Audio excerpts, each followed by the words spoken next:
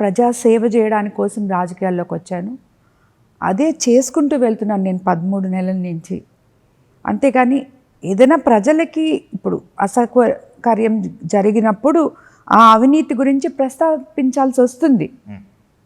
ఎందుకంటే ఏ వ్యవస్థ చూసినా, ఎక్కడ ఏ రోడ్ చూసినా, ఏ కెనాల్ చూసినా, ఏ హౌసింగ్ చూసినా, ఏ డిపార్ట్మెంట్ చూసినా అవినీతి చేస్తున్నారు. మైనింగ్ చూసినా అంతా చేస్తున్నారు. సో అలాంటప్పుడు మనం కాన్స్టిట్యున్సీలో తిరిగేటప్పుడు ప్రజలకి సమాధానం చెప్పాలి కాబట్టి ఆ మాటలు వెత్తాల్సి వస్తుంది. ఇంతకుముందు ఇలా జరిగింది, ఇప్పుడు ఇలా చేస్తున్నాము అని చెప్పి అది నాకు తప్పదు, నేను మాట్లాడాల్సి. సో వాళ్ళు అవతల వాళ్ళు దానికి గమ్ముగానే ఉండాలి, లేదా సేమ్ దానికే స్పందించాలి.